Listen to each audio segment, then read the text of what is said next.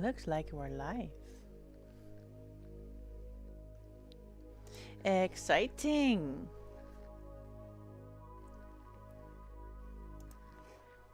Hello, everybody.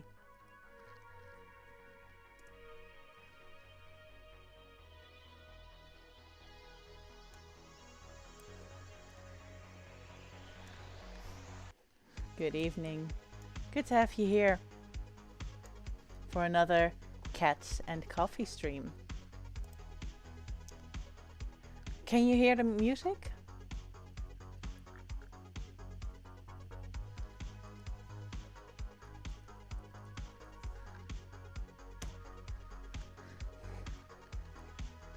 Let's see.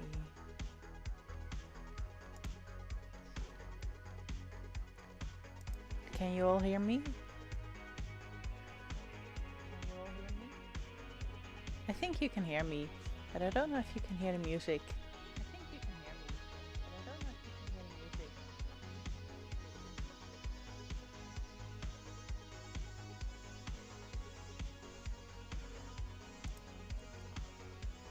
All right, you can hear it. All right, great. All right, you can hear it. All right, great. I'm going to leave this page, otherwise I'm going to hear everything twice, and that's very distracting.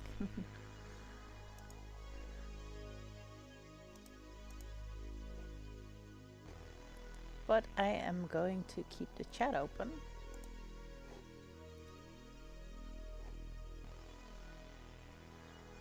Is the echo gone now?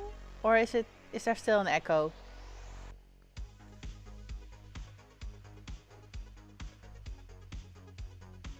That shouldn't be.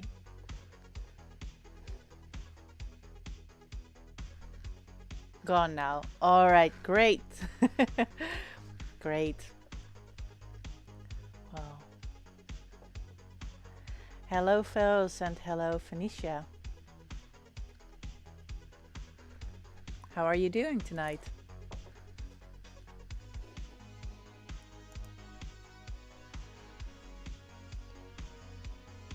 Fine. Oh, that's great to hear. Yeah, and I'm as well. Had some already had a webinar at work, so this is my second live appearance of the day.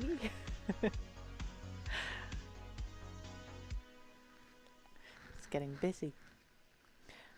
But I wasn't the main speaker in the last webinar. I was just the host, and was just reminding people to ask their questions in the questions box. So our expert could answer all the questions. So that was my super important task. And I think I did it well. I hope. I hope they aren't disappointed in me, but I think they aren't.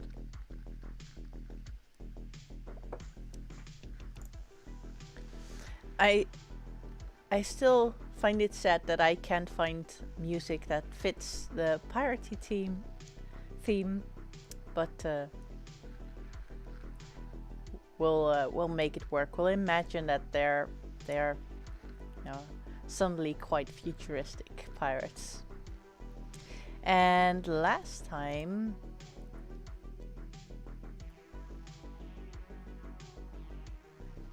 we ended at chapter 4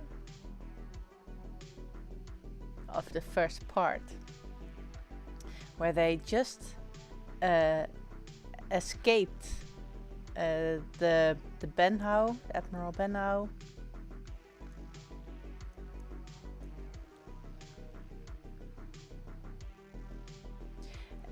And they were hiding under a bridge, and Mother said, take the money and run on. I'm going to faint.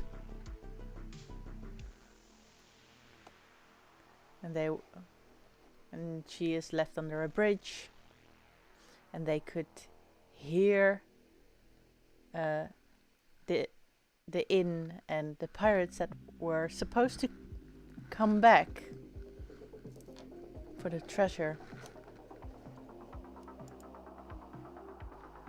Yeah, the good pirate tunes definitely have copyright. I've been looking for shanties, but that definitely doesn't really work.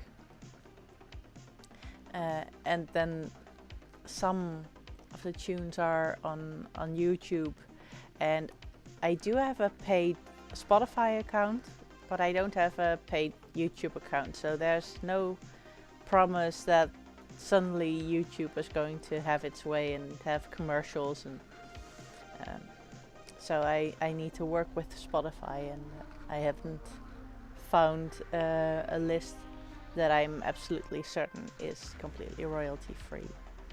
So that's why.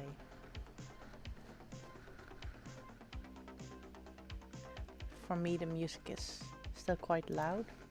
I'm just gonna make it a little bit softer.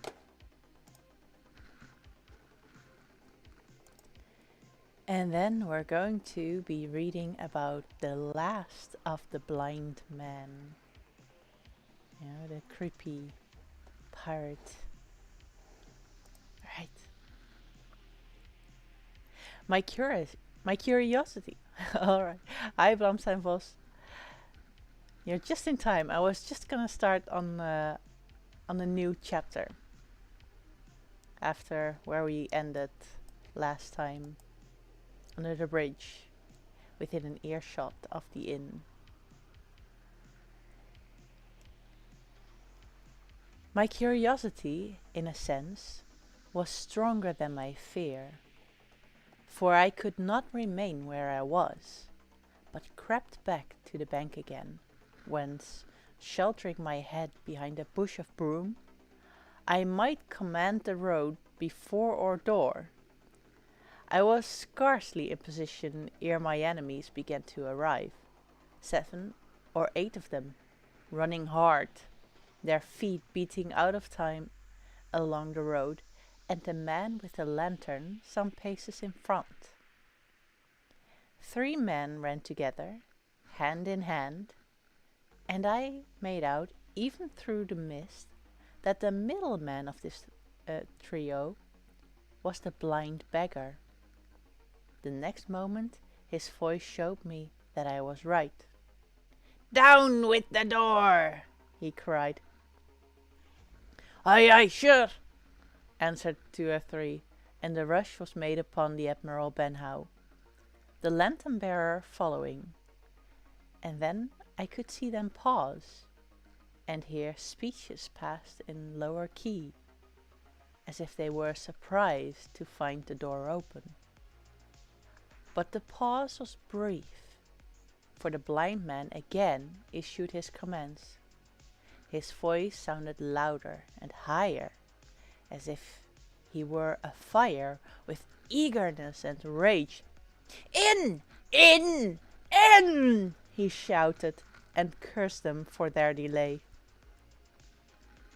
4 or 5 of them obeyed at once, 2 remaining on the road with the formidable beggar. There was a pause, then a cry of surprise, and then a voice shouting from the house, "Bill's dead!" But the blind man swore at them again for their delay. "Search him, some of you shirking lubbers, for the rest of you aloft and get the chest!" he cried. I could hear their feet rattling up our old stairs, so that the house must have shook with it. Promptly afterwards, fresh sounds of astonishment arose. The window of the captain's room was thrown open with a slam and a jingle of broken glass, and the man leaned out into the moonlight, head and shoulders, and addressed the blind beggar on the road below him. "Pew!" he cried. "They've been before us. Someone's turned the chest out alow and aloft." "Is it there?" roared Pew. "The money's there." The blind man cursed the money.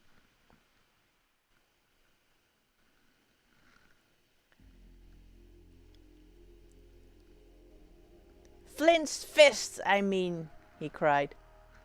We don't see it here nohow, returned the man.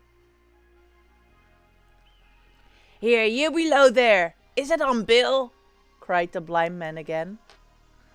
At that another fellow, probably him who had remained below to search the captain's body, came to the door of the inn. Bill's been overhauled already, said he. Nothing left. It's these people of the inn. It's that boy.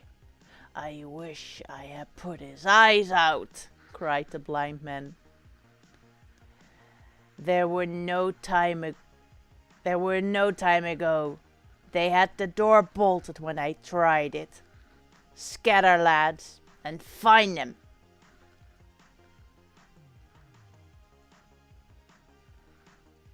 Sure enough, they left their glim here, said the fellow from the window. Scatter and find them! Rout the house out! Reiterated Pew, striking with his stick upon the road. Then there followed a great to-do through all our old inn.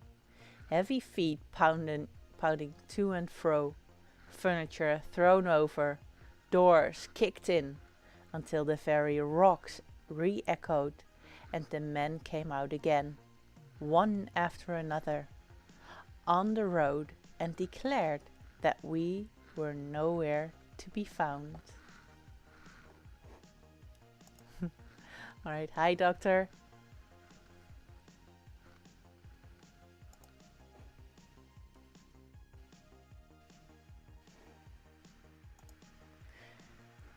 Let's see.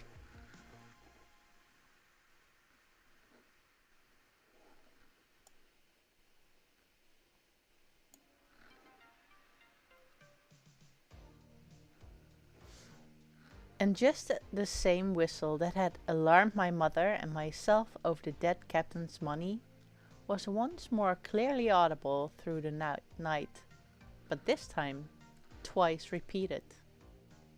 I had thought it to be the blind man's trumpet, so to speak, summoning his crew to the assault, but now I found that it was a signal from the hillside towards the hamlet, and from its effect upon the buccaneers, a signal to warn them of approaching danger. There's Dirk again, said one. Twice! We'll have to budge, mates. Budge, you skulk, cried Pew. Dirk was a fool and a coward from the first. You wouldn't mind him.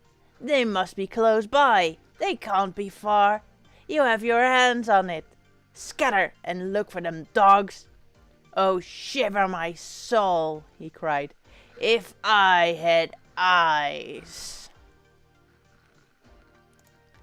This appeal seemed to produce some effect, for two of the fellows began to look here and there among the lumber, but half-heartedly, I thought, and with half an eye to their own danger all the time, while the rest stood irresolute on the road. You have your hands on thousands, you fools, and you hang a leg. You be as rich as kings if you could find it, and you know it's here, and you stand there skulking.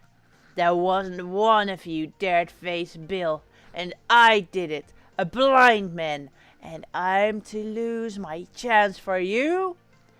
I'm to be a poor, crawling beggar, sponging for rum, when I might be rolling in a coach. If you had a pluck of the weevil in your biscuit, you would catch them still. Hang it, Pew, we've got the doubloons, grumbled one. They might have hit the blessed thing, said another. Take the Georges, Pew, and don't stand here squalling. Squalling was the word for it. Pew's anger rose so high at these objections till at last, his passion completely taking the upper hand, He struck at them right and left in his blindness, and his stick sounded heavily on more than one.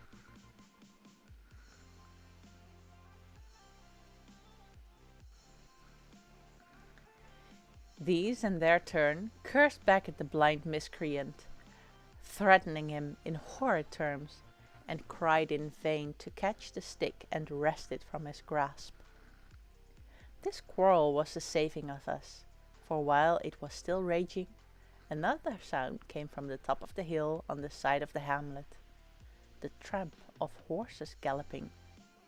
Almost at the same time a pistol shot, flash and report, came from the hedge side, and that was plainly the last signal of danger, for the buccaneers returned at once and ran, separating in every direction, one seaward along the cove, one slant across the hill, and so on, so that in half a minute not a sign of them remained but Pew. Him they had deserted, whether in sheer panic or out of revenge for his ill words and blows I know not. But there he remained behind, tapping up and down the road in a frenzy, and groping and calling for his comrades. Finally he took a wrong turn, and ran a few steps past me, towards the hamlet, crying, "Johnny! Black Dog! Dirk!" and other names. "You won't leave old Pew, mate. Not old Pew." Just then the noise of horses topped the rise, and 4 or 5 riders came in sight in the moonlight and swept at full gallop down the slope. At this, Pew saw his error, turned with a scream, and ran straight for the ditch, into which he rolled. But he was on his feet again in a second, and made another dash, now utterly bewildered, right under the nearest of the coming horses. The rider tried to save him, but in vain. Down went Pew with a cry that rang high into the night, and the 4 hoofs trampled and spurned him and passed him by. He fell on his side, then gently collapsed upon his face, and moved no more. I leaped to my feet and hailed the riders. They were pulling up, at any rate, horrified at the accident, and I soon saw what they were. One, tailing out behind the rest, was a lad that had gone from the hamlet to Dr. Livesey's. The rest were revenue officers, whom he had met by the way, and with whom he had had the intelligence to return at once.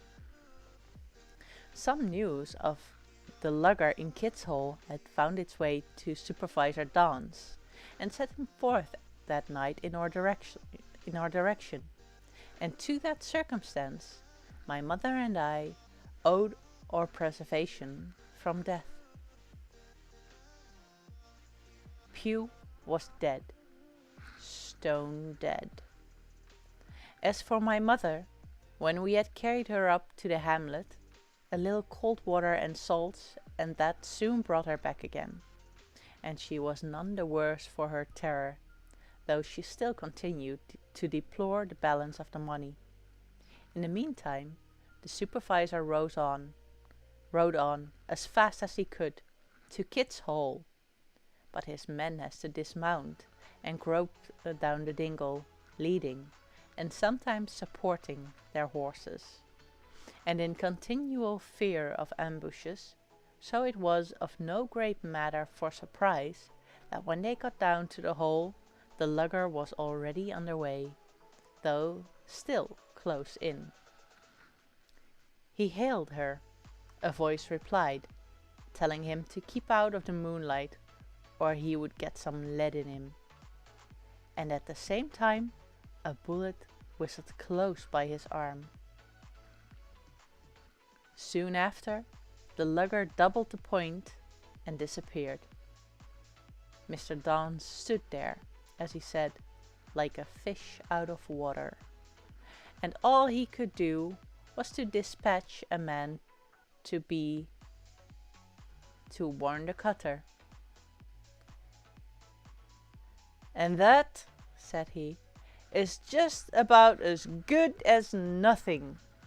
They've got off clean, and there's an end. Only," he added, "I'm glad I trod on Master Pugh's corns." For by this time he had heard my story. I went back with him to the Admiral Benhow, and you cannot imagine a house in such a state of smash.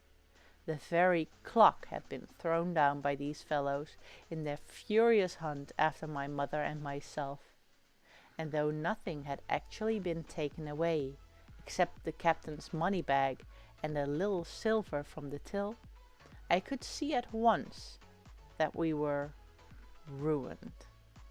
Mr. Dance could make nothing of the scene.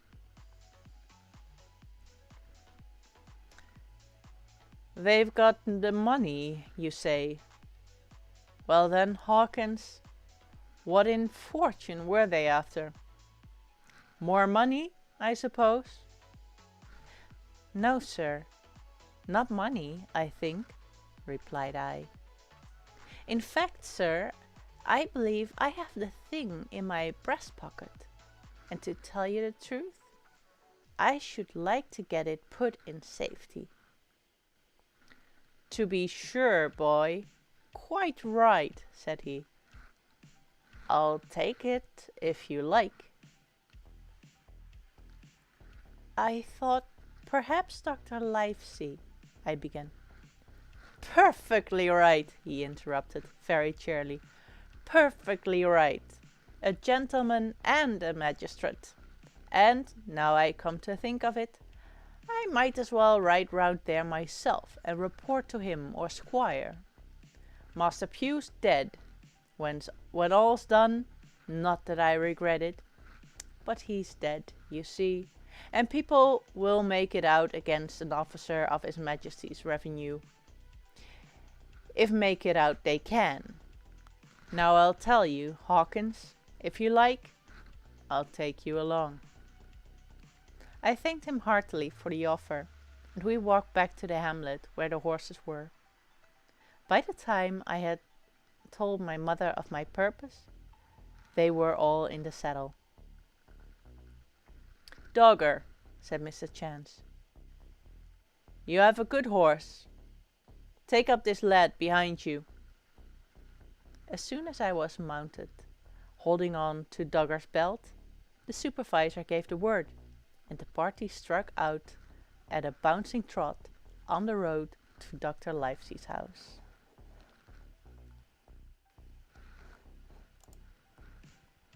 Let's see what happened in the chat by this time.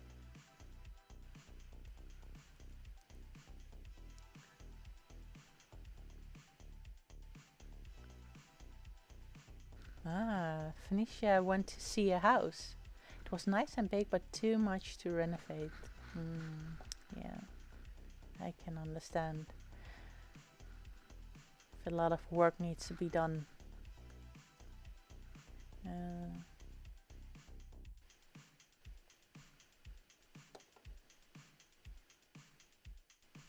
But I see that you are looking for a new home to move to. That's exciting.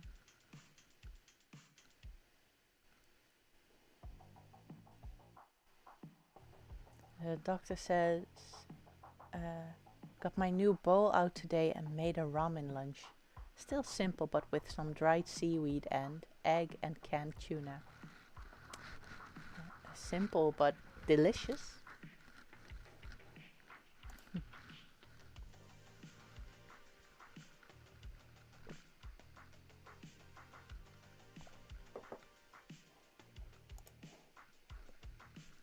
All right. On. Oh.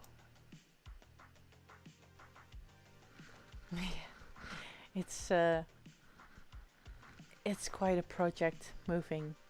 Yeah. But then again, it's also a time that you can look uh, at the things you own and um,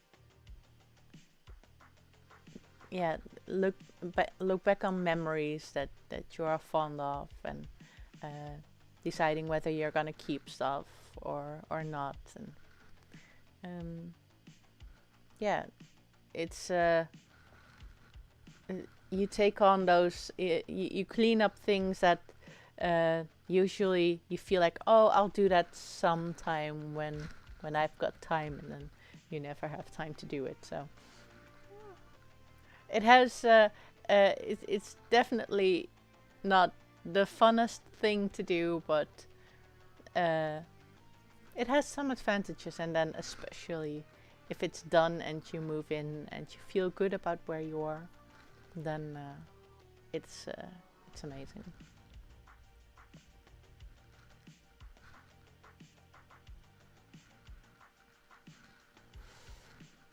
2019. Oh, that's fresh. I thought it was longer ago. But then again, time has been um, pretty distorted since Corona. Ooh, that's actually, it's just very fresh. Mm.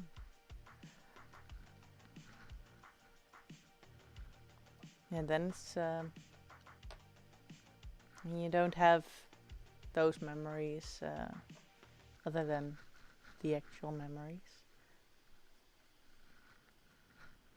But you're still going to have, hopefully, the feeling when it's all done and you're moving in, that the feeling of a fresh start and being proud of what you've achieved and happy with where you are. So I hope you'll get that fulfillment.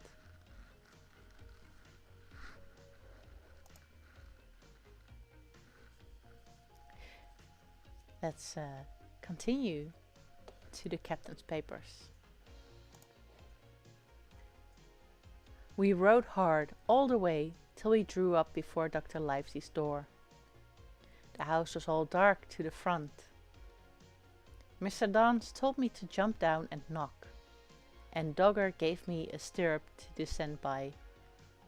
The door was opened almost at once by the maid. "Is Dr. Livesey in?" I asked. "No," she said. "He had to come in home in the afternoon, but he had gone up to Hall to dine and pass the evening with the squire."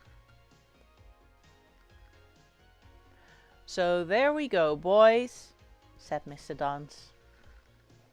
This time, as the distance was short, I did not mount, but ran with Dogger's stirrup ladder to the lodge's gate and up the long, leafless, moonlit avenue to where the white line of the Hall buildings looked on either hand on great old gardens.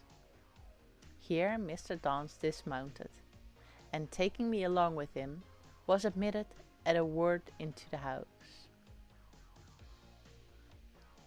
The servant led us down a matted passage, and showed us at the end into a great library, all lined with bookcases and busts upon the top of them, where the squire and Dr. Livesey sat, pipe in hand, on either side of a bright fire. "Hi, Fairy." I never had seen the squire so near at hand. He was a tall man, over 6 feet high, and broad in proportion, and he had a bluff, rough and ready face, and roughened and reddened and lined in his long travels. His eyebrows were very black and moved readily, and this gave him a look of some temper, not bad, you would say, but quick and high.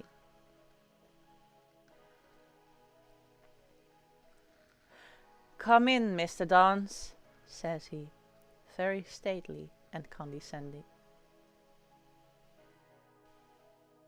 "Good evening, Dance."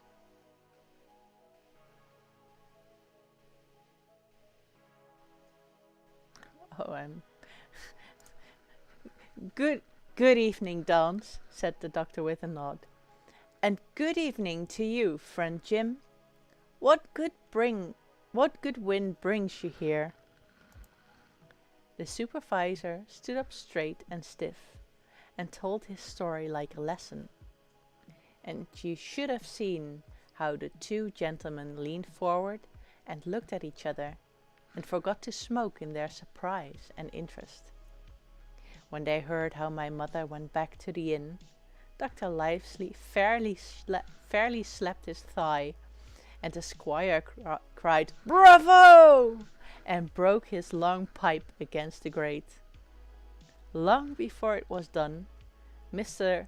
Trelawney, that, you will remember, was the squire's name, had got up from his seat and was striding about the room, and the doctor, as if to hear the better, had taken off his powdered wig and sat there looking very strange indeed with his own close-cropped black poll. At last Mr. Dance finished the story. "Mr. Dance," said the squire, "you are a very noble fellow, and as for writing down that black atrocious miscreant, I regard it as an act of virtue, sir, like stamping on a cockroach. This lad Hawkins is a trump, I perceive. Hawkins, will you ring that bell? Mr. Dance must have some ale." And so, Jim," said the doctor, "you have the thing that they were after, have you?" "Here it is, sir," said I, and gave him the oilskin packet. The doctor looked it all over, as if his fingers were itching to open it. But instead of doing that, he put it quietly in the pocket of his coat.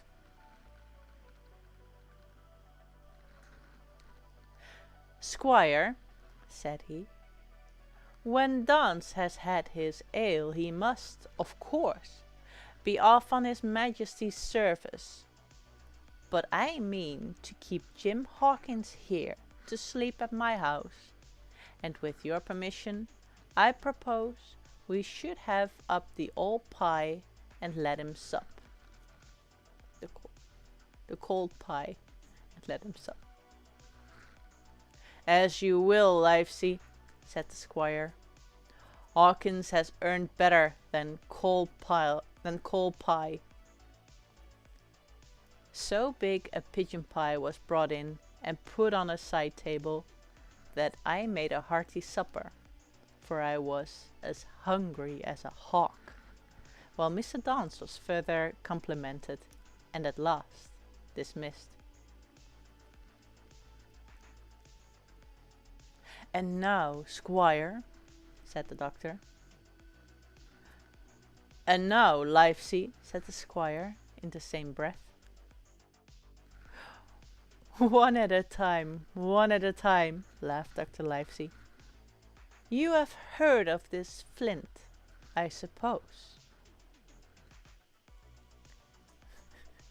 Fraser's chat is distracting me.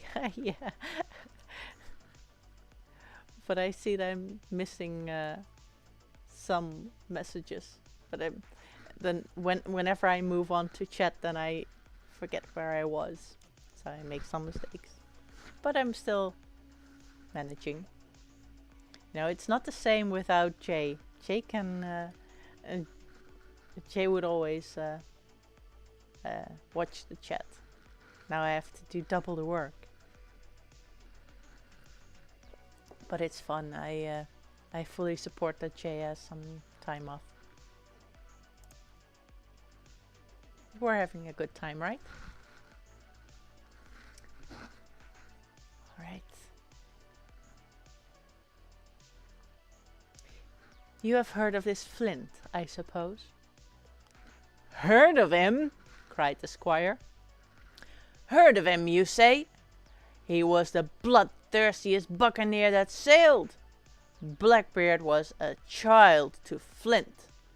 The Spaniards were so prodigiously afraid of him that, I tell you, sir, I was sometimes proud he was an Englishman. I've seen this topsails with these eyes off Trinidad, and the cowardly son of a rumpuncrian that I sailed with put back, sir, into port of Spain. Well, I've heard of him myself, in England, said the doctor. But the point is, had he money? Money? Cried the squire. Have you heard the story? What were these villains after but money? What do they care for but money? For what would they risk their rascal carcasses but money? That we shall soon know, replied the doctor. But are you so confoundedly hot-headed and exclamatory that I cannot get a word in? What I want to know is this. Supposing that I have here in my pocket some clue to where Flint buried his treasure, will that treasure amount to much? Amount, sir! Cried the squire. It will amount to this. If we have the clue you talk about, I fit out a ship in Bristol Dock, and take you and Hawkins here along, and I'll have that treasure if I search a year. Very well, said the doctor. Now then, if Jim is agreeable, we'll open the packet. And he laid it before him on the table. The bundle was soon together, and the doctor had to get out his instrument case and cut the stitches with his medical scissors. It contained two things, a book and a sealed paper. First of all, we'll try the book, observed the doctor. The squire and I were both peering over his shoulder as he opened it. For Dr. Livesey had kindly motioned me to come round from the side table, where I had been eating, to enjoy the sport of the search. On the first page there were only some scraps of writing, such as a man with a pen in his hand might make for idleness or practice. One was the same as the tattoo mark. Billy Bones his fancy. And then there was Mr. W. Bones, mate. No more rum. Off Palm Key he got it. And some other snatches, mostly single words and unintelligible. I could not help wondering who it was that had got it, and what it was that he got. A knife in his back as like as not. Not much instruction there, said Dr. Livesey as he passed on. The next 10 or 12 pages were filled with a curious series of entries. There was a date at one end of the line, and at the other a sum of money, as in common account books. But instead of explanatory writing, only a varying number of crosses between the two. On the 12th of June, 1745, for instance, a sum of £70 had plainly become due to someone, and there was nothing but 6 crosses to explain the cause. In a few cases, to be sure, the name of a place would be added, as Offa Carcass, or a mere entry of latitude and longitude. as 62 degrees, 1720, 90 degrees, 240. The record lasted over nearly 20 years, the amount of the separate entries growing larger as time went on. And at the end, a grand total had been made out of after 5 or 6 wrong additions.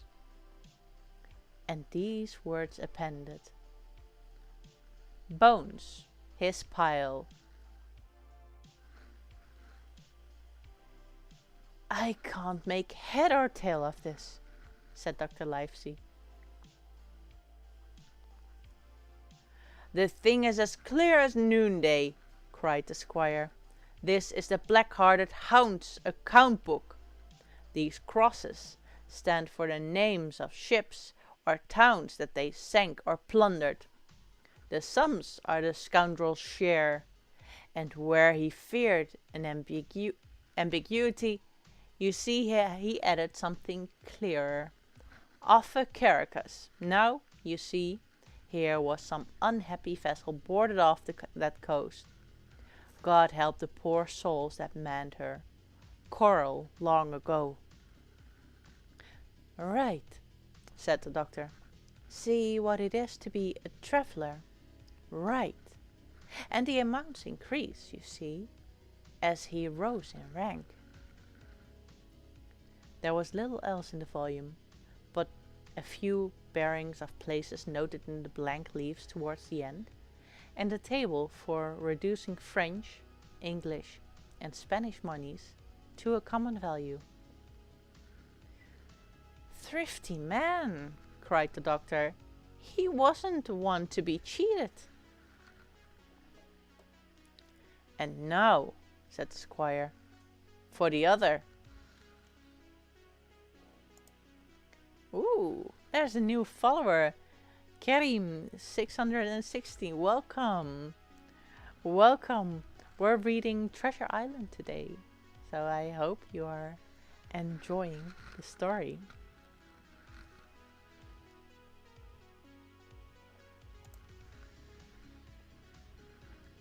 Let's see if we can figure out where the treasure is, if there's any clues for us. The paper had been sealed in several places with a thimble by way of seal. The very thimble, perhaps, that I had found in the captain's pocket. The doctor opened the seals with great care, and there fell out the map of an island, with latitude and longitude, soundings, names of hills and bays and inlets, and every particular that would be needed to bring a ship to a safe anchorage upon its shores. It was about 9 miles long and 5 across, shaped, you might say, like a fat dragon standing up, and had 2 fine landlocked harbours, and a hill in the centre part marked the Spyglass. There were several editions of a later date, but above all, 3 crosses of red ink, 2 on the north part of the island, 1 in the southwest, and beside this last, in the same red ink, and in a small, neat hand, very different from the captain's tottery characters, these words: Bulk of treasure here. Over on the back of the same hand had written this further information: Tall tree, spyglass shoulder, bearing a point to the north of the end of the NNE, Skeleton Island, ESE, and by E, 10 feet. The bar silver is in the north cache.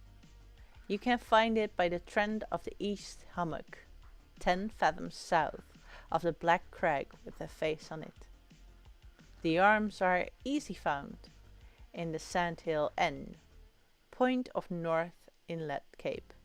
bearing E and a quarter N. J.F.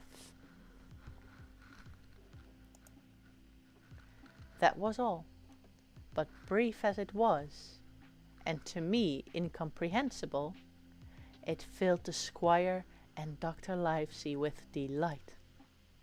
"Livesey," said the squire, "you will give up this wretched practice at once. Tomorrow I start for Bristol. In 3 weeks' time, 3 weeks, 2 weeks, 10 days, we'll have the best ship, sir, and the choicest crew in England. Hawkins shall come in a cabin boy. You'll make a famous cabin boy, Hawkins. You, Livesey, are the ship's doctors. I am admiral. We'll take Redruth, Joyce, and Hunter. We'll have favourable winds, a quick passage, and not the least difficulty in finding the spot, and money to eat, to roll in, to play ducks and drake with ever after." "Trelawney," said the doctor, "I'll go with you, and I'll go bail for it. So will Jim, and be a credit to the undertaking. There's only one man I'm afraid of." "And who's that?" cried the squire. "Name the dog, sir." "You," replied the doctor, "for you cannot hold your tongue. We are not the only men who know of this paper.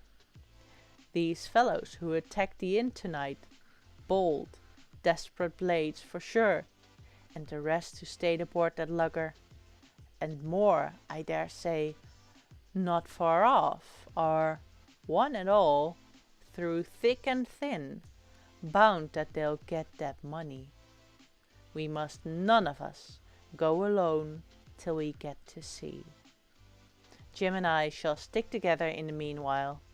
You'll take Joyce and Hunter when you ride to Bristol, and from first to last, not one of us must breathe a word of what we've found."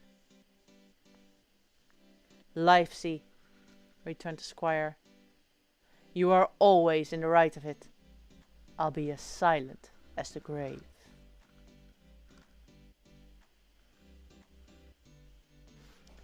And that's part 1 being done.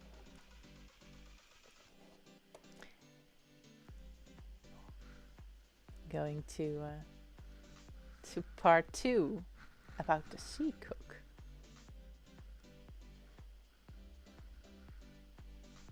Chapter 7.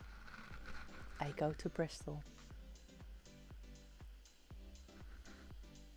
It was longer than the squire imagined ere we were ready for the sea, and none of our first plans, not even Dr. Livesey, of keeping me beside him, would be carried out as we intended.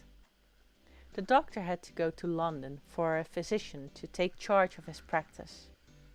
The squire was hard at work at Bristol, and I lived on at the Hall under the charge of old Redruth, the gamekeeper, almost a prisoner, but full of sea dreams and the most charming anticipations of strange islands and adventures. I brooded by the hour together over the map, all the details of which I well remembered, sitting by the fire in the housekeeper's room. I approached that island in my fancy from every possible direction. I explored every acre of its surface. I climbed 1,000 times to that tall hill they call the Spyglass, and from the top enjoyed the most wonderful and changing prospects. Sometimes the isle was thick as with savages, with whom we fought, sometimes full of dangerous animals that hunted us, but in all my fancies, nothing occurred to me so strange and tragic as our actual adventures. So the weeks passed on, till one fine day there came a letter addressed to Dr. Livesey, with this addition: to be opened, in case of his absence, by Tom Redruth, our young Hawkins. Obeying this order, we found, or rather I found, for the gamekeeper was a poor hand at reading anything but print, the following important news. Old Anchor Inn, Bristol, March 1, 17. Dear Livesey, as I do not know whether you are at the Hall or still in London, I sent this in double to both places. The ship is bought and fitted. She lies at anchor, ready for sea. You never imagined a sweeter schooner. A child might sail her. 200 tons. Name Hispaniola. I got her through my old friend Blandley, who has proved himself throughout the most surprising trump. The admirable fellow literally slaved in my interest, and so, I may say, did everyone in Bristol, as soon as they got wind of the port we sailed for. Treasure, I mean.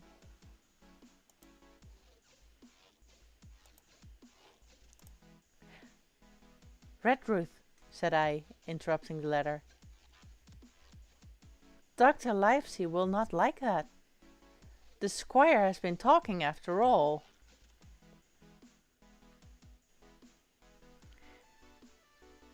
Well, who's a better, right? Growled the gamekeeper. A pretty rum go if Squire ain't to talk to A pretty rum go if Squire ain't to talk for Dr. Livesey, I should think. At that I gave up all attempts at commentary and read straight on. Blandley himself found the Hispaniola, and by the most admirable management got her for the merest trifle. There is a class of men in Bristol monstrously prejudiced against Blandley. They go the length of declaring that this honest creature would do anything for money, that the Hispaniola belonged to him, and that he sold it me absurdly high. The most transparent calumnies. None of them dare, however, to deny the merits of the ship. So far, there was not a hitch. The workpeople, to be sure, riggers and what not, were most annoyingly slow. But time cured that. It was the crew that troubled me. I wished a round score of men, in case of natives, buccaneers, or the odious French, and I had the worry of the deuce itself to find so much as half a dozen, till the most remarkable stroke of fortune brought me the very man that I required. I was standing on the dock, when, by the merest accident, I fell in talk with him. I found he was an old sailor, kept a public house, knew all the seafaring men in Bristol, had lost his health ashore, and wanted a good berth as cook to get to sea again. He had hobbled down there that morning, he said, to get a smell of the salt. I was monstrously touched. So would you have been, and, out of pure pity, I engaged him on the spot to be ship's cook. Long John Silver, he is called, and has lost a leg, but that I regarded as a recommendation, since he lost it in his country's service, under the immortal Hawk. He has no pension, Livesey. Imagine the abominable age we live in. Well, sir, I thought I had only found a cook, but it was a crew I had discovered. Between Silver and myself, we got together in a few days a company of the toughest old salts imaginable. Not pretty to look at, but fellows, by their faces, of the most indomitable spirit. I declare we could fight a frigate. Long John even got rid of 2 out of the 6 or 7 I had already engaged. He showed me in a moment that they were just the sort of freshwater swabs we had to fear in an adventure of importance.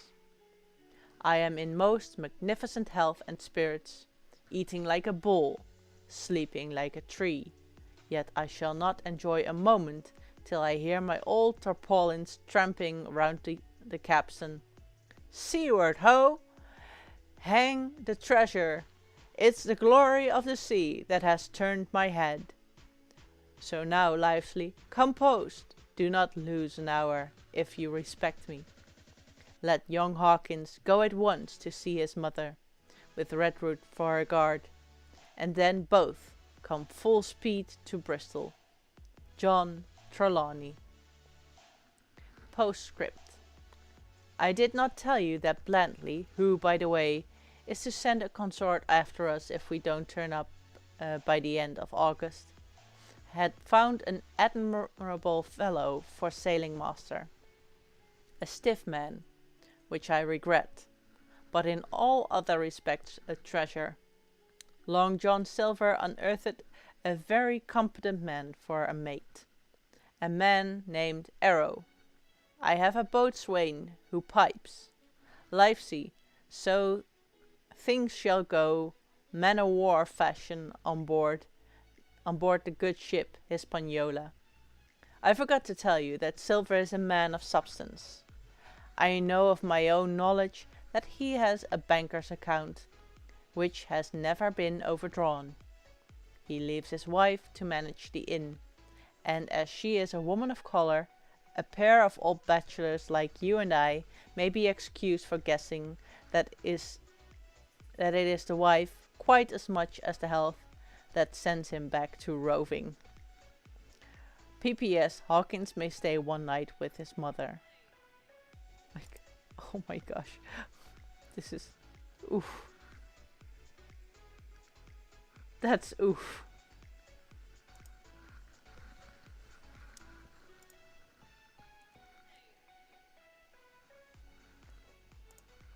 Alright.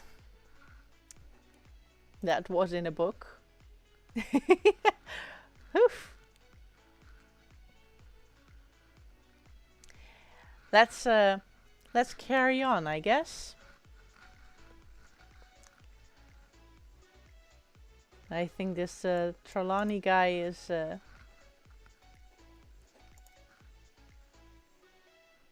not gonna do very well, but we'll see. You can fancy the excitement into which that letter put me. I was half beside myself with glee, and if ever I despised a man, it was old Tom Redruth, who could do nothing but grumble and lament. Any of the under gamekeepers would gladly have changed places with him, but such was not the squire's pleasure, and the squire's pleasure was like law among them all. Nobody but old Redruth would have dared so much as even to grumble.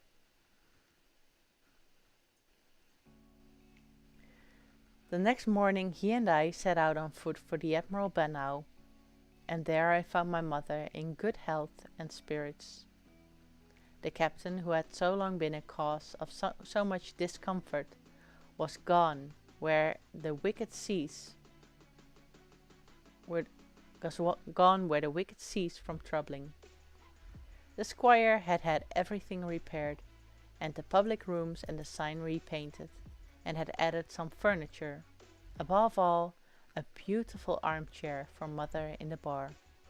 He had found her a boy as an apprentice, also, so that she could not want help while I was gone. It was on seeing that boy that I understood, for the first time, my situation. I had thought up that moment of the adventures before me, not at all of the home that I was leaving. And now, at sight of this clumsy stranger, who was to stay here, in my place, beside my mother, I had my first attack of tears.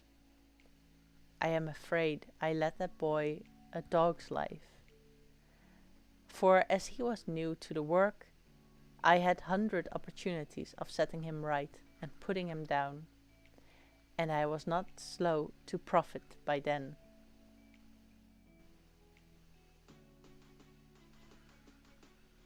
The night passed, and the next day, after dinner, Red Ruth and I were afoot again on the road. I said goodbye to Mother and the cove where I had lived since I was born, and the dear old man Admiral Benhow, since it was repainted, no longer quite so dear. One of my last thoughts was of the captain, who had so often strode along the beach with his cocked head, his saber-cut cheek, and his old brass telescope. Next moment, we had turned the corner, and my home was out of sight. The mail picked us up about dusk at the Royal George on the Heath. I was wedged in between Red Ruth and the stout old gentleman, and in spite of the swift motion and the cold night air, I must have dozed a great deal from the very first, and then slept like a log hill and down dale through stage after stage. For when I was awakened at last, it was by a punch in the ribs, and I opened my eyes to find that we were standing still before a large building in a city street, and that the day had already broken a long time. "Where are we?" I asked. "Bristol," said Tom. "Get down." Mr. Trelawney had taken up his residence at an inn far down the docks to superintend the work upon the schooner. Thither we had now to walk, and our way, to my great delight, lay along the quays and beside the great multitude of ships of all sizes and rigs and nations. In one, sailors were singing at their work. In another, there were men aloft, high over my head, hanging to threads that seemed no thicker than a spider's. Though I had lived by the shore all my life, I seemed never to have been near the sea till then. The smell of tar and salt was something new. I saw the most wonderful figureheads that had all been far over the ocean. I saw besides many old sailors, with the rings in their ears, and whiskers curled in ringlets, and tarry pigtails, and their swaggering clumsy sea walk, and if I had seen as many kings or archbishops, I could not have been more delighted. And I was going to sea myself, to sea in a schooner, with a piping boatswain and a pig-tailed singing seaman, to sea, bound for an unknown island, and to seek for buried treasure. While I was still in this delightful dream, we came suddenly in front of a large inn, and met Squire Trelawney, all dressed out like a sea officer, in stout blue cloth, coming out of the door with a smile on his face and a capital imitation of a sailor walk. "Here you are," he cried, "and the doctor came last night from London. Bravo! The ship's company complete." "Oh, sir," cried I, "when do we sail?" "Sail," said he, "we sail tomorrow."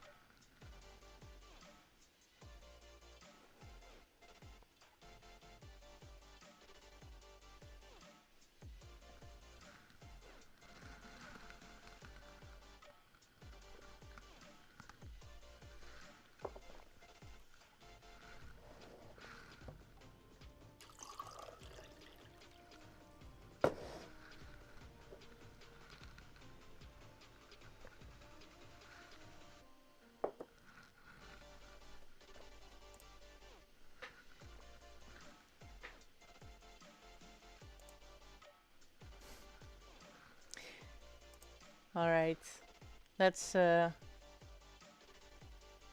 to chapter 8.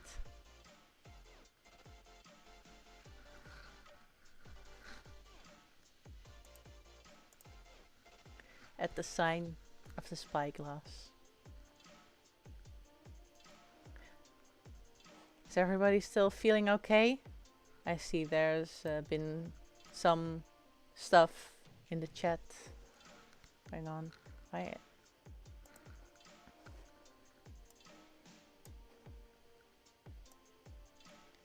gonna change this so you guys can read it easier if you want to read.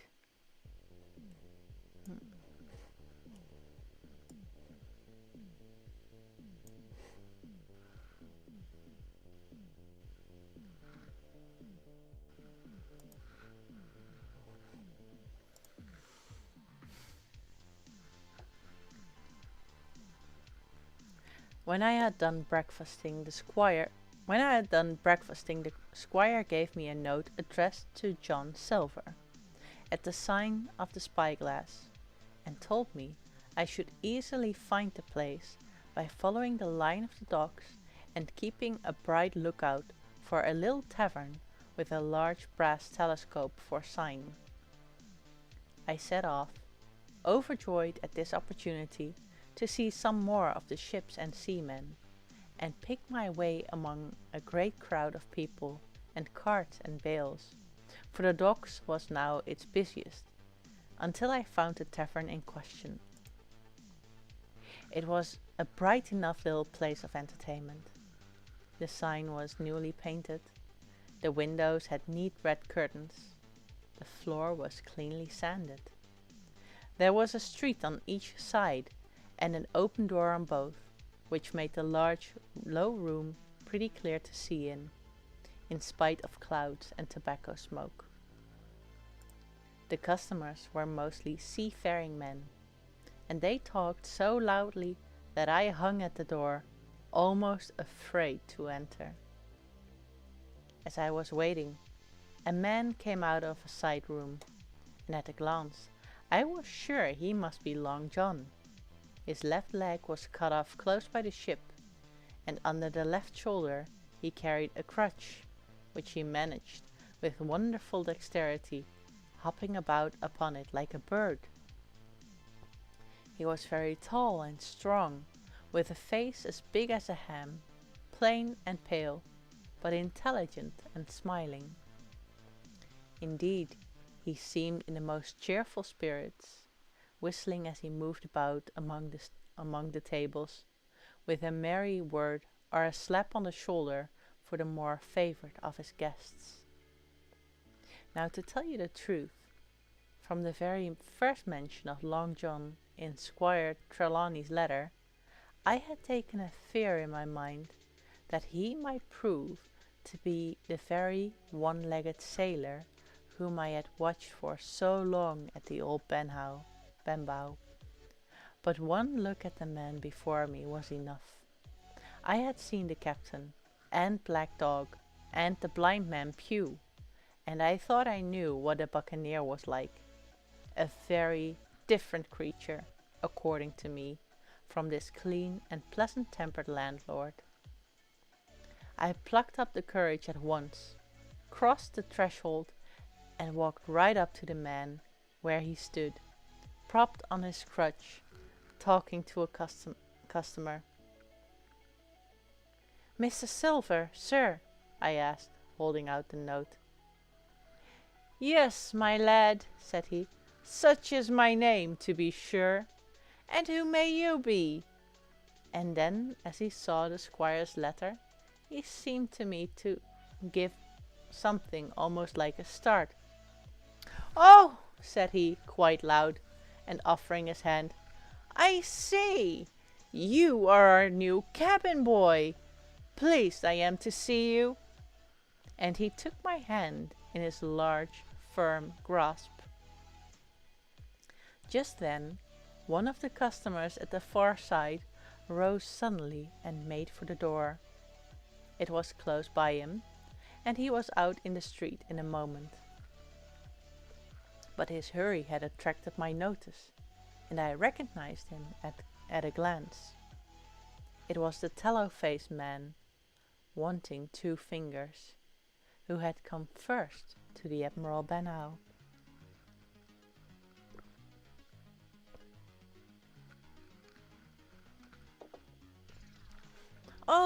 I cried. Stop him! It's Black Dog!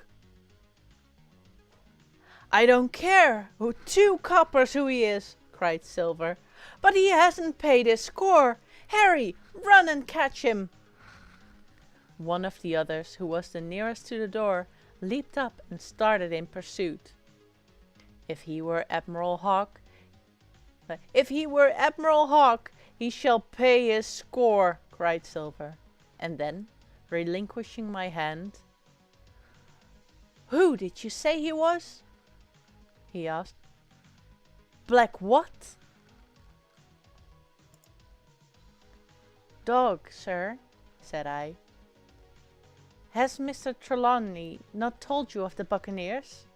He was one of them. So? Cried Silver. In my house! Ben, run and help Harry. One of those swabs, was he? Was that you drinking with him, Morgan? Step up here. The man whom he called Morgan, an old, grey-haired, mahogany-faced sailor, came forward pretty sheepishly, rolling his quid. Now, Morgan, said Long John very sternly, you never clapped your eyes on that black dog before, did you now? Not I, sir, said Morgan with a salute. You didn't know his name, did you? No, sir.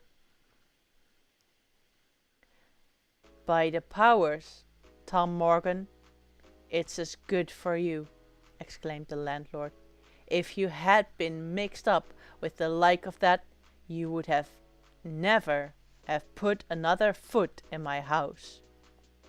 You may lay to that. And what was he saying to you? I don't rightly know, sir, answered Morgan. Do you call that a head on your shoulders, or a blessed dead eye? Cried Long John. Don't rightly know, do you? Perhaps you don't happen to rightly know who you was speaking to, perhaps? Come, now, what was he jawing? Voyages? Captains? Ships? Pipe up? What was it? He was a-talking of keel-hauling, answered Morgan. Keel-hauling, was you? And a mighty suitable thing, too, and you may lay to that. Get back to your place for a lubber, Tom. And then, as Morgan rolled back to his seat, Silver added to me in a confidential whisper that was very flattering, as I thought. He's quite an honest man, Tom Morgan, only stupid. And now, he ran on again, aloud, let's see, Black Dog? No.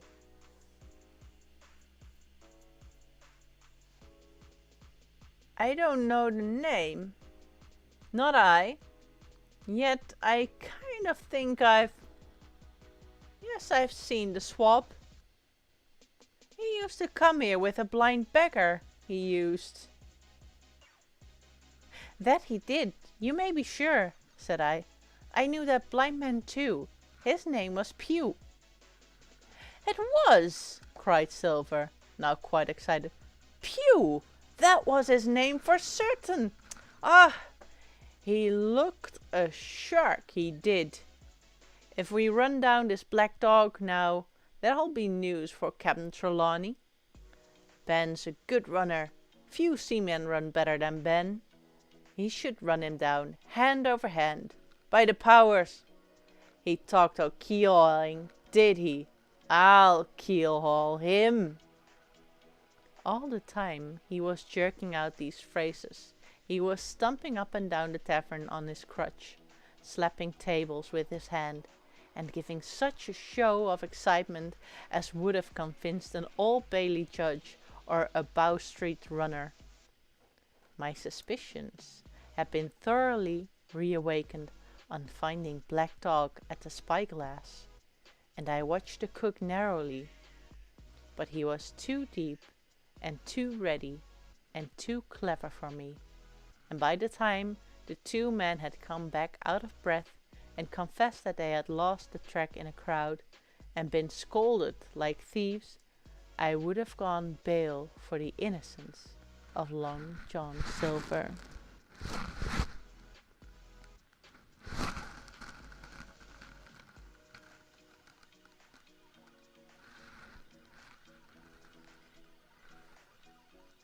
See here now, Hawkins, said he.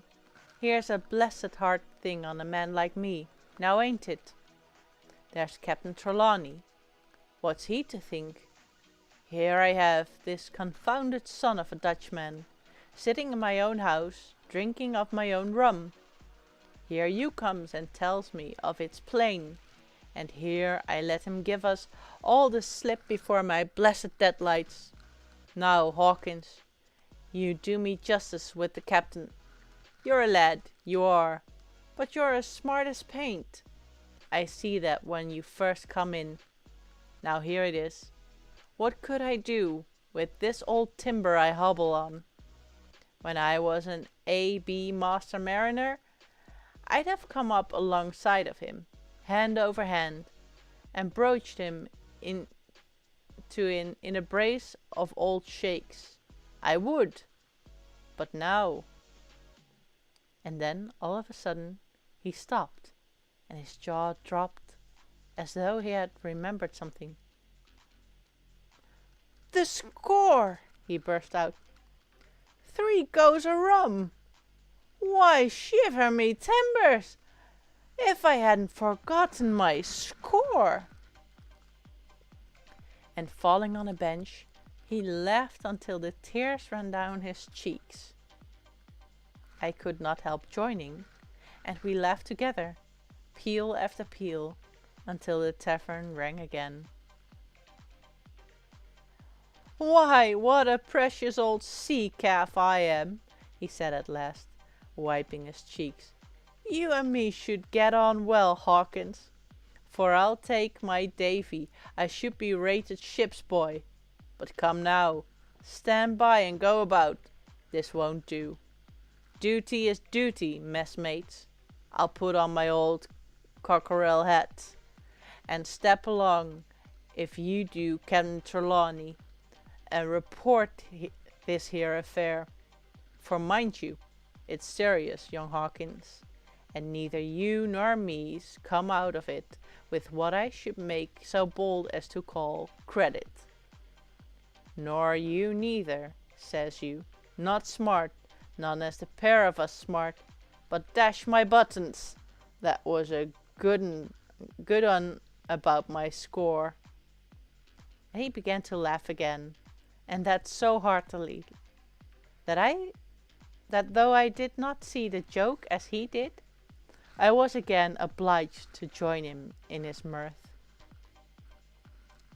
On our little walk along the quays, he made himself the most interesting companion, telling me about the different ships that we passed by, their rig, tonnage, and nationality, explaining the work that was going forward, how one was discharging, another taking in cargo, and a third making ready for sea, and every now and then telling me some little anecdote of ships or seamen, or repeating a nautical phrase till I had learned it perfectly. I began to see that here was one of the best of possible shipmates. When we got to the inn, the squire and Dr. Livesey were seated together, finishing a quart of ale with a toast in it, before they should go aboard the schooner on a visit of inspection. Long John told the story from first to last, with a great deal of spirit and the most perfect truth. That was how it were now, weren't it, Hawkins? He would say now and again, and I could always bear him entirely out. The two gentlemen regretted that Black Dog had got away, but we all agreed there was nothing to be done, and after he had been complimented, Long John took up his crutch and departed. All hands aboard by 4 this afternoon, shouted the squire after him. Aye, aye, sir, cried the cook in the passage. Well, squire, said Dr. Livesey, I don't put much faith in your discoveries as a general thing. But I will say this, John Silver suits me. The man's a perfect trump, declared the squire. And now, added the doctor, Jim may come on board with us, may he not? To be sure he may, says Squire. Take your hat, Hawkins, and we'll see the ship.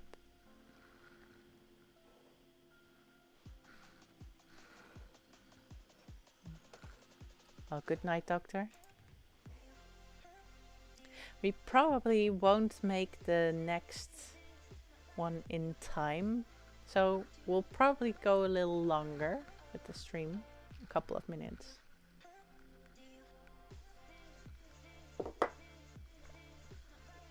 But I guess that will be okay, right?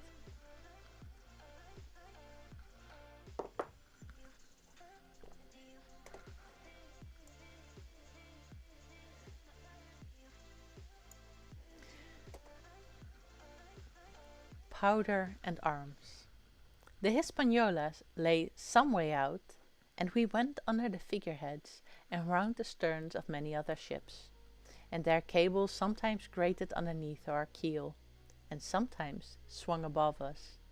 At last, however, we got alongside, and were met and saluted as we stepped aboard by the mate, Mr. Arrow, a brown old sailor with earrings in his ears and a squint.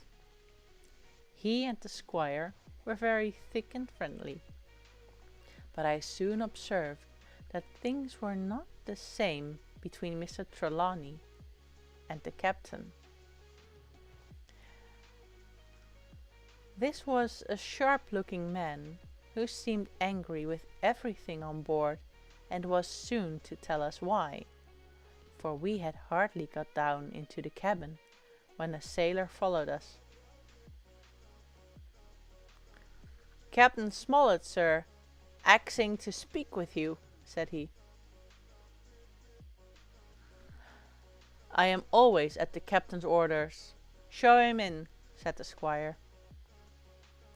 The captain, who was close behind his messenger, entered at once and shut the door behind him. Well, Captain Smollett, what have you to say? All well, I hope? All shipshape and seaworthy? Well, sir, said the captain, better speak plain. I believe, even at the risk of offence, I don't like this cruise. I don't like the men, and I don't like my officer. That's short and sweet.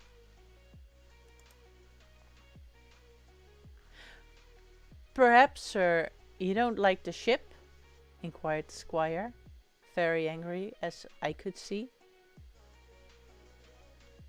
I can't speak as to that, sir, not having seen her tried, said the captain. She seems a clever craft. More I can't say.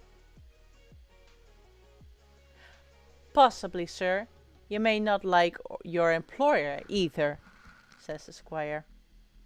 But here Dr. Livesey cut in. Stay a bit, said he. Stay a bit.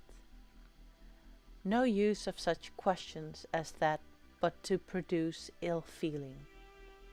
The captain has said too much, or he has said too little, and I am bound to say that I require an explanation of his words. You don't, you say, like this cruise. Now why? I was engaged, sir, on what we call sealed orders, to sail this ship for that gentleman where he should bid me, said the captain. So far, so good. But now I find that every man before the mast knows more than I do. I don't call that fair now, do you? No, said Dr. Livesey, I don't. Next, said the captain, I learn we are going after treasure.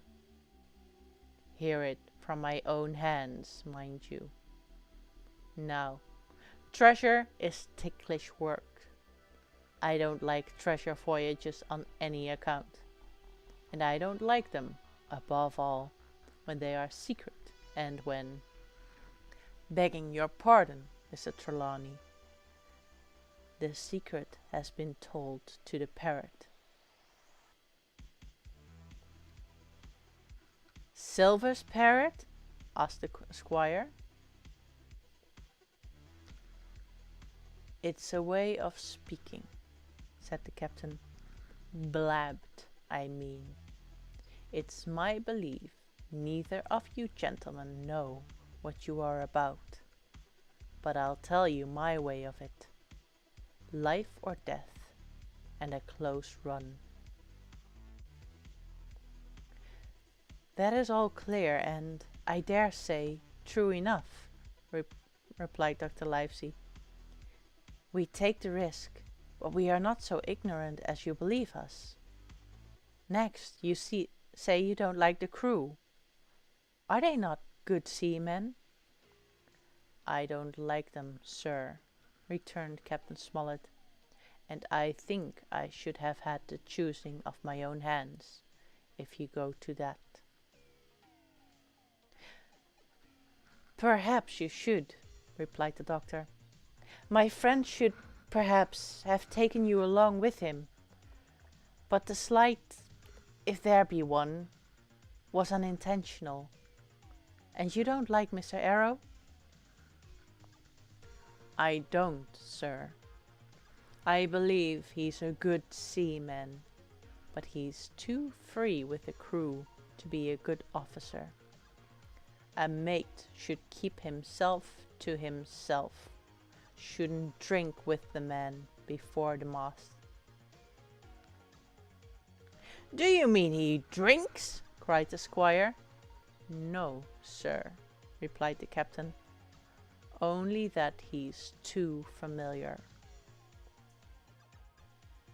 Well now, and the short and long of it, captain? Asked the doctor. Tell us what you want. Well, gentlemen, are you determined to go on this cruise? Like iron, answered the squire. Very good, said the captain. Then, as you've heard me very patiently, saying things that I could not prove, hear me a few words more. They are putting the powder and the arms in the forehold. Now, you have a good place under the cabin. Why not put them there? First point. Then, you are bringing 4 of your own people with you, and they tell me some of them are to be berthed forward. Why not give them the berths here beside the cabin? Second point. Any more? Asked Mr. Trelawney. One more, said the captain. There's been too much blabbing already. Far too much, agreed the doctor.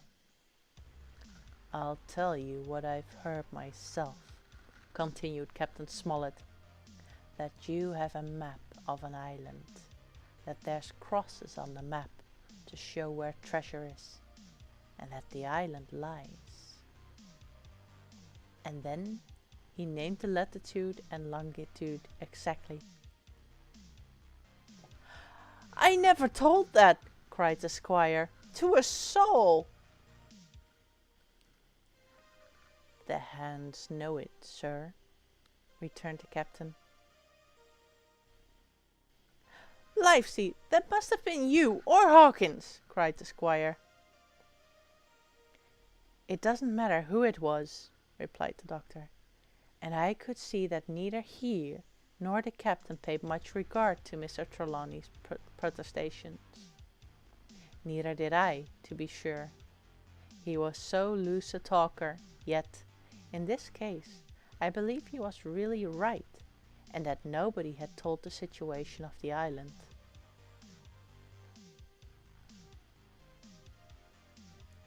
Well, gentlemen, continued the captain, I don't know who has this map, but I make it a point. It shall be kept secret, even from me and Mr. Arrow. Otherwise, I would ask you to let me resign. I see, said the doctor. You wish us to keep this matter dark, and to make a garrison of the stern part of the ship, manned with my friend's own people, and provided with all the arms and powder on board. In other words, you fear a mutiny. Sir, said Captain Smollett, with no intention to take offence, I deny your right to put words into my mouth. No captain, sir, would be justified in going to sea at all if he had ground enough to say that. As for Mr. Arrow, I believe him thoroughly honest. Some of the men are the same. All may be, for what I know. But I am responsible for the ship's safety and the life of every man Jack aboard of her. I see things going, as I think, not quite right, and I ask you to take certain precautions, or let me resign my berth, and that's all. Captain Smollett, began the doctor with a smile, did ever you hear the fable of the mountain and the mouse? You'll excuse me, I dare say, but you remind me of that fable. When you came in here, I'll take my wig, you meant more than this. I'll stake my wig, you meant more than this. Doctor, said the captain, you are smart. When I came in here, I meant to get discharged. I had no thought that Mr. Trelawney would hear a word. No more I would, cried the squire. Had Livesey not been here, I should have seen you to the deuce. As it is, I have heard you. I will do as you desire, but I think the worse of you. That's as you please, sir, said the captain. You'll find I do my duty. And with that, he took his leave. Trelawney, said the doctor, contrary to all my notions, I believed you have managed to get 2 honest men on board with you. That man and John Silver. Silver, if you like, cried the squire, but as for that intolerable humbug, I declare I think his conduct unmanly, unsailorly, and downright un-English. Well, said the doctor, we shall see. When we came on deck, the men had begun already to take out the arms and powder, yo-hoing at their work, while the captain and Mr. Arrow stood by, superintending. The new arrangement was quite to my liking. The whole schooner had been overhauled. 6 berths had been made astern out of what had been the after part of the main hold, and this set of cabins was only joined to the galley and forecastle by a sparred passage on the port side. It had been originally meant that the captain, Mr. Arrow, Hunter, Joyce, and the doctor and the squire were to occupy these 6 berths. Now Redruth and I were to get 2 of them, and Mr. Arrow and the captain were to sleep on deck in the companion, which had been enlarged on each side till you might almost have called it a roundhouse. Very low it was still, of course, but there was room to swing 2 hammocks, and even the mate seemed pleased with the arrangement. Even he, perhaps, had been doubtful as to the crew, but that is only guess, for as you shall hear, we had not long the benefit of his opinion. We were all hard at work, changing the powder and the berths, when the last man or 2, and Long John along with them, came off in a shore boat. The cook came up the side like a monkey for cleverness, and as soon as he saw what was doing, "So ho, mates," says he, "what's this?" "We're a-changing the powder, Jack," answers one. "Why, by the powers," cried Long John, "if we do, we'll miss the morning tide." "My orders," said the captain shortly. "You may go below, my men. Hans will want supper." "Aye, aye, sir," answered the cook, and touching his forelock, he disappeared at once in the direction of his galley. "That's a good man, Captain," said the doctor. "Very likely, sir," replied Captain Smollett. "Easy with that, men, easy," he ran on, to the fellows who were shifting the powder, and then suddenly observing me examining the swivel we carried amidships, a long brass 9. "Here you, ship's boy," he cried, "out of that! Off with you to the cook and get some work."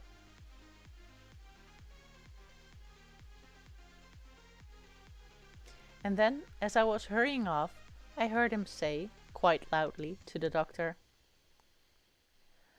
"I'll have no favourites on my ship." I assure you, I was quite of the squire's way of thinking, and hated the captain deeply. Alright, and that is the end of chapter 9. And next time we're going to start with the voyage. That's a good place to start. So, I hope you liked the story today.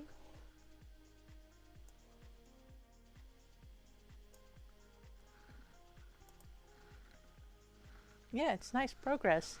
Last time we finished 4 chapters, and today we finished 6. And there were no more singing pirates in this one. Getting to the good stuff, yeah. So, do you...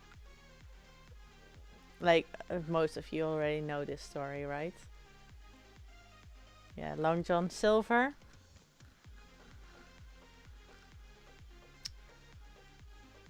That's maybe he is the one-legged man after all. But then again, spoilers. If you guys know, spoilers. I don't know. I must have heard this story before, but I don't remember.